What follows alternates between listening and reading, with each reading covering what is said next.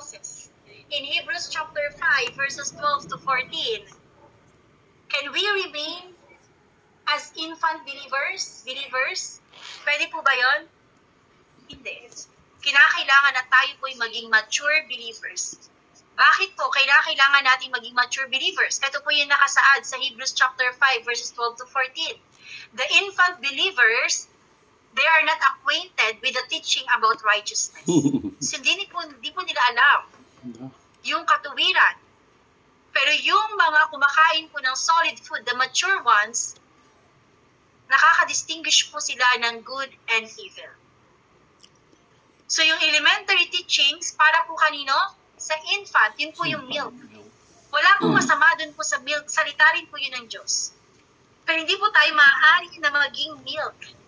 Katulad po sa understanding po natin ng pagiging born again. Given na po yun, na tayo po may pananampalataya sa Diyos, sa ating Panginoong Yesus.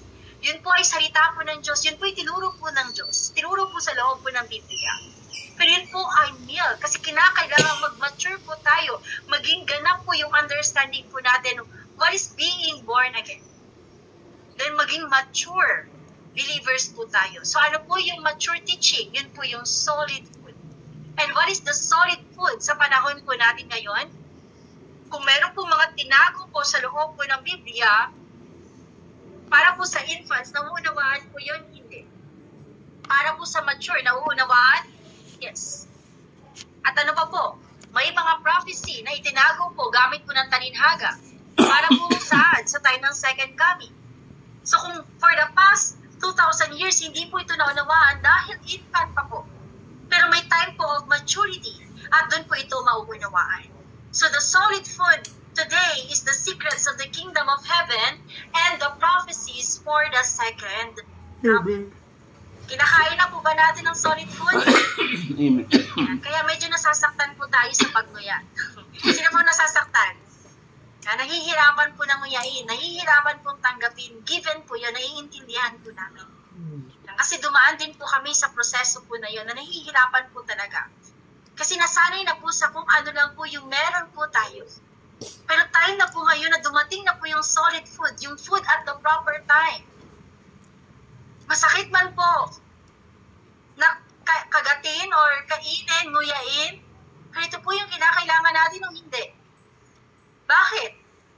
Para po tayo makapag-distinguish po ng good and evil.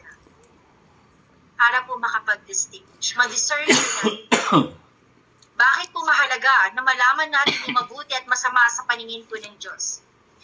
If we fail to distinguish good from evil, then we can be like in the past. Sa ginawa po ng chosen people 2,000 years ago nung dumating si Jesus, ang ating Panginoon, pero hindi nila na-distinguish yung good and evil, hindi nila na-distinguish na time na pala yun ng fulfillment. Anong ginawa po nila sa tagapagligtas? Binigyan po nila ng pangusik, pinatay po nila. So, hindi nila na-distinguish na ang ginagawa nila ay kalooban na po ng kaaway. Na hindi po sila sumusunod sa kalooban po ng ating Diyos. So, is it important to distinguish good and evil? Yes. Para hindi po tayo magkamali sa gagawin po natin at the time po ng second coming. So, we have to be mature and eat the solid food to be able to distinguish good from evil. Without eating the solid food, without having the solid food,